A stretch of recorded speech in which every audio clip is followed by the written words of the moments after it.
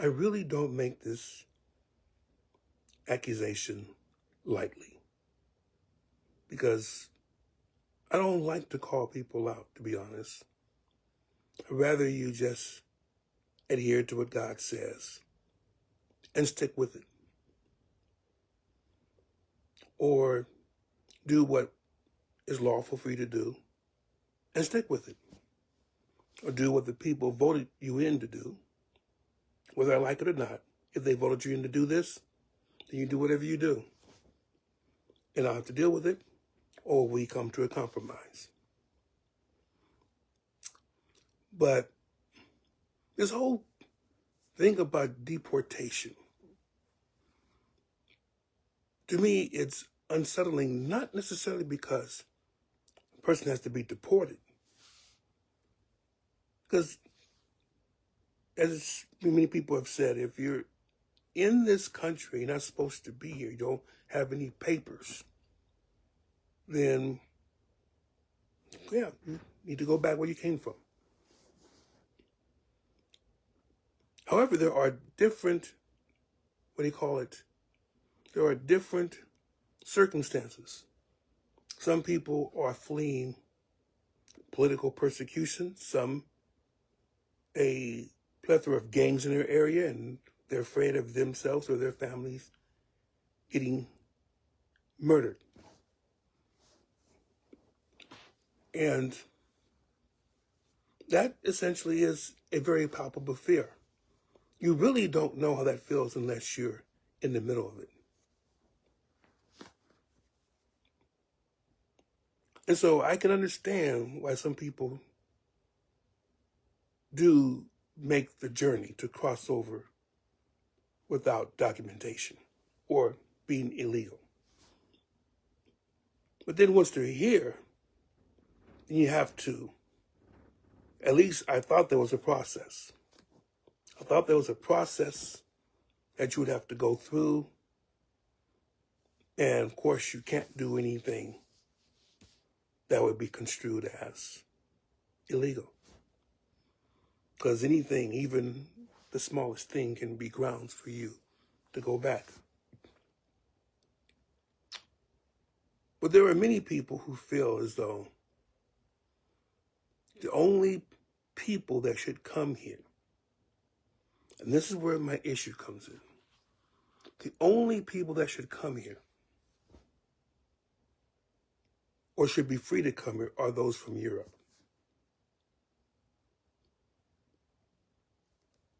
And you can see why.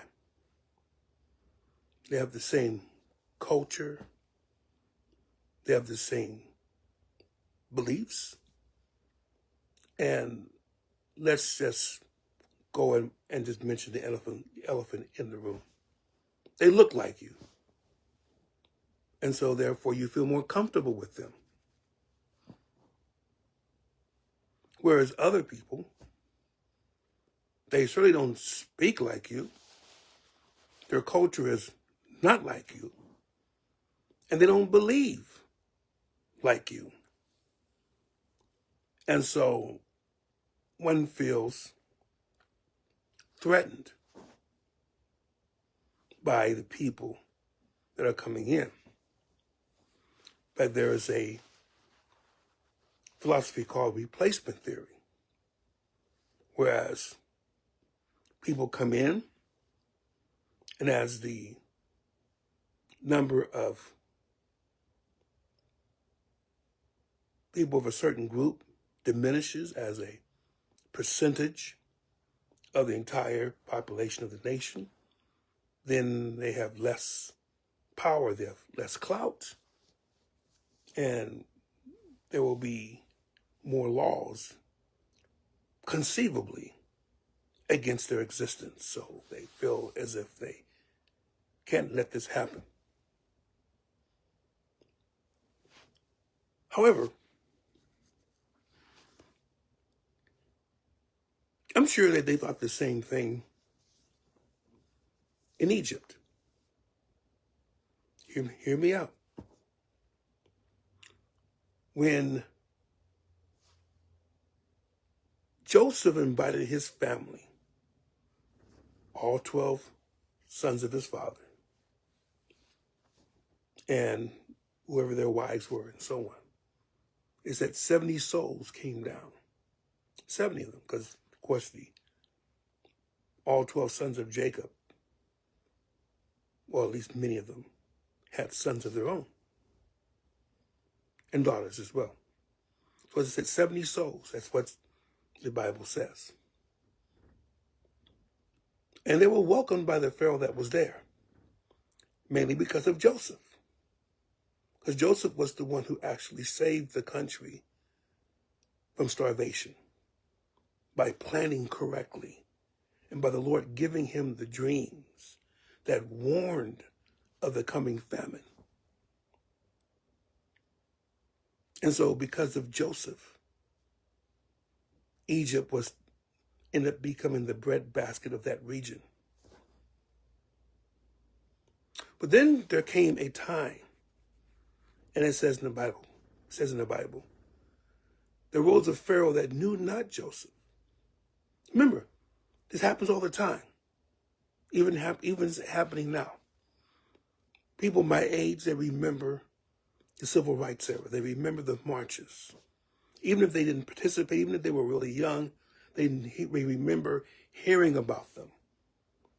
And so people my age and older, they are very adamant about keeping those, those advances. But then people who are, let's say, born in the 1980s, especially those born in the year 2000 and later, they really don't have a clue as to the atmosphere that permeated the entire nation during this time. It was a lot of stress. People were we didn't know if we was going to have a civil war. We didn't know if people were going to break off of particular regions. There were different riots in cities because of things that have happened and taken place. Some of you remember the riots that arose as a result of the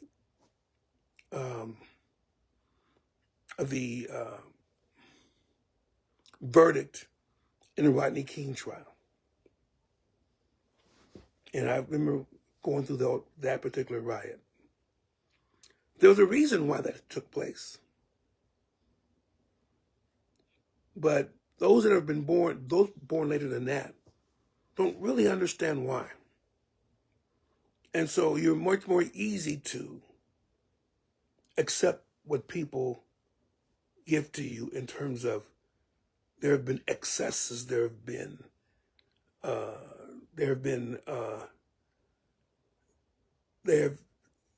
a reduction of rights of other people.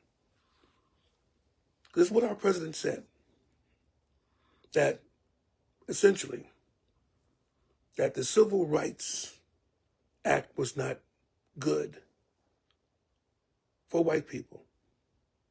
It took advantage of them. And that's not exact words he said, but pretty much what he meant. And there are many that probably believe him.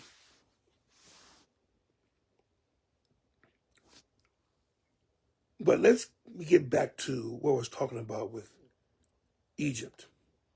The whole idea was there arose a Pharaoh that didn't know about Joseph, didn't know about Jacob, didn't know about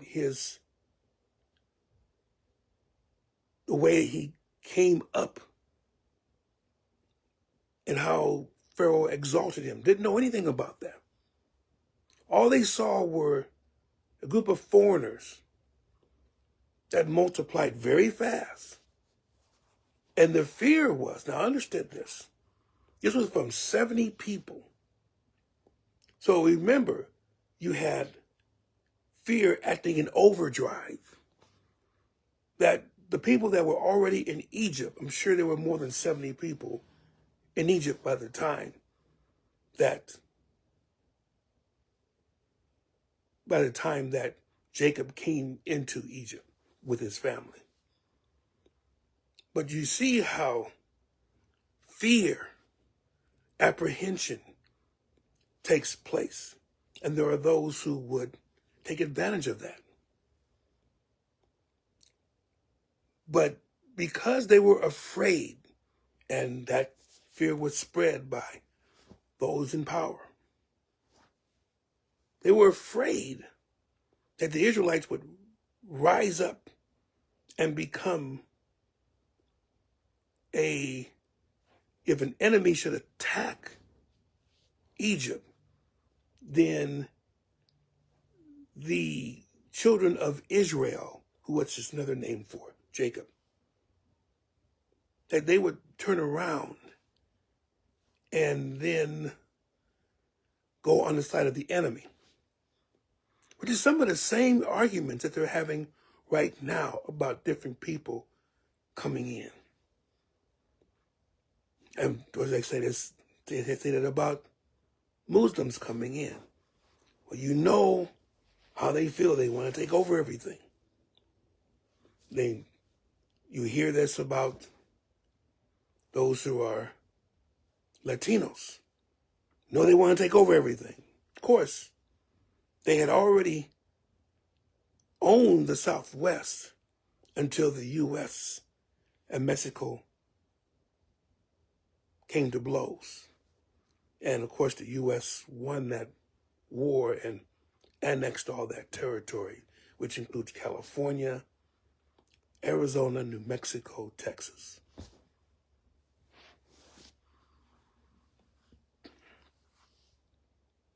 And then, of course, those from, and again, I can't say that name because I'm not supposed to. I'm a saint. But if I say blank hole countries, you know what I'm talking about.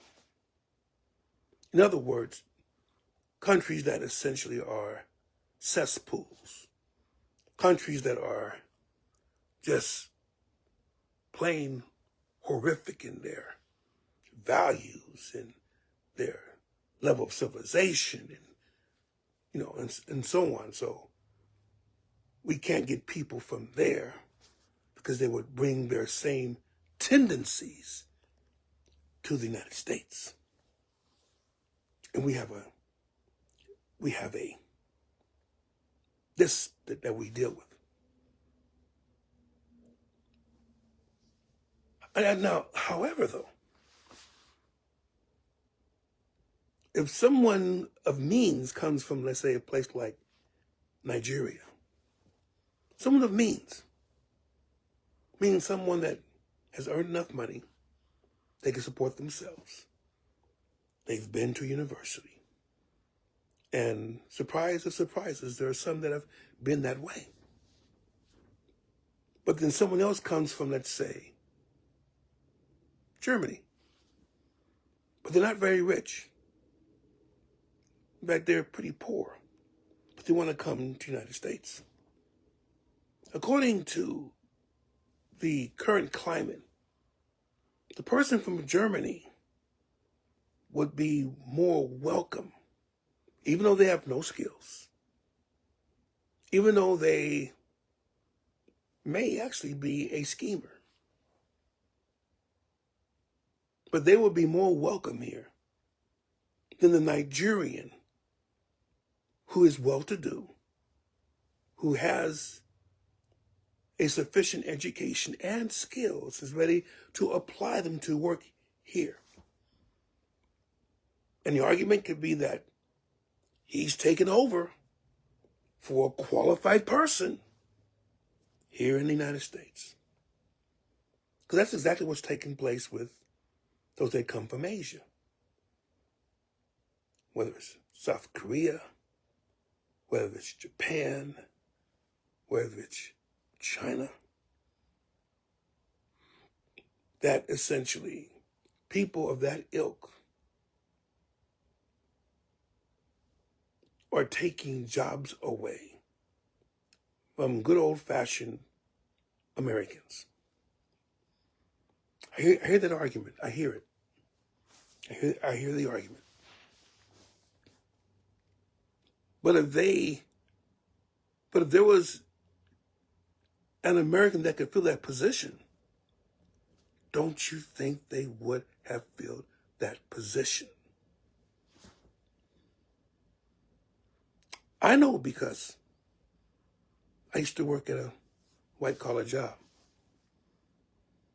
I was a financial analyst for years. I went to UCLA first. That was my alma mater. Then when I graduated, I stayed there and worked. Then when my family moved out to Orange, in Orange County, California, eventually I moved my job from UCLA to UC Irvine so I can be closer to my family. Sorry about that. I was actually had a call. My car is ready so I can go pick it up. Usually I would have thought that I was going to just cut off here, but it looks like they kept me on. So let's see what's taking place here. Anyway, I was finishing up with essentially the views of people here on immigrants coming in and how, be honest, that a lot of it is on racial lines. If it's a certain group of people of a certain complexion, fine, come in, you're welcome. But if it's another complexion, we can't have you here. And I don't think the Bible said anything about complexion when it dealt with the stranger, how we're to treat strangers. And to be honest, of course, with the Jewish hierarchy, it was not the easiest thing in the world to become part of Israel or become a Jew, because you had to adhere to certain things. However, we do hear about Ethiopian Jews. Obviously, they were converted. We also know that in biblical history, there are people who came from foreign countries who ended up making the fabric or completing the fabric of biblical history. That includes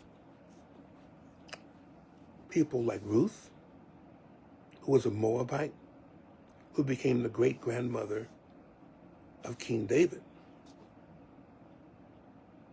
You will hear about Tamar, who essentially, because Judah would not give Tamar to her son, her third son after the first two died, not because of her, but because of their own actions. He became jittery and denied Tamar to be married to his third son. And Tamar had to act like a prostitute to get the truth out of Judah, who finally then figured out that she's been more righteous than I am.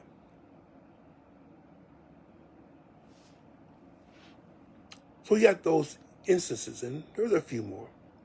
I just didn't put them out there, but there's a few more. But these people actually added to the fabric of not only Israel, but also became important additions to the line which would eventually lead to Jesus. You see how that goes? That's interesting, isn't it?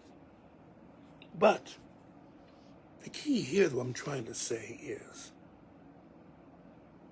that if we're going to deal with immigration and deal with who to deport and who not to deport, it should be based on character. It should be based on whether laws are followed, no matter who it is. No matter who it is.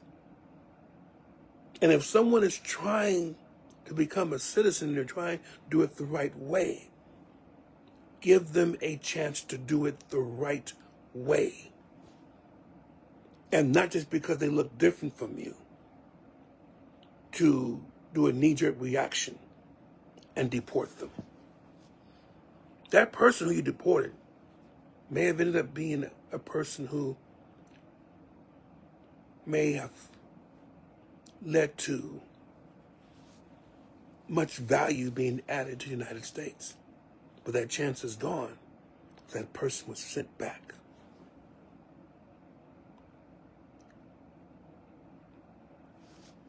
So this is not just about a policy by a certain president. This is about how we feel as a country. And to really look carefully at why we're doing these things. Are we doing these things because there's just too many people here that are undocumented, that are illegal, that need to go back to their own country? Or are we doing it because it's the wrong type of people who are coming to this country? There's already been some issues.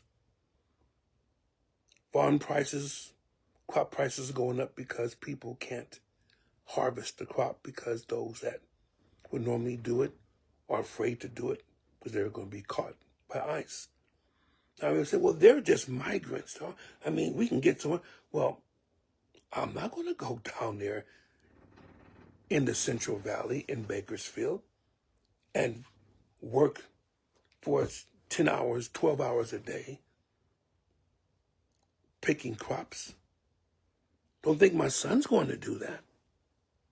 I don't think that my great-grandson, I don't think my grandson is going to think about, oh, you know what, when I grow up, I'm going to go and pick crops near Fresno. I don't think that's going to happen.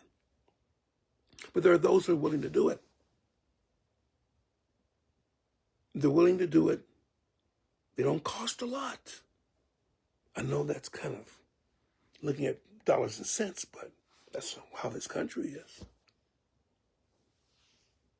But they are essentially helping this economy.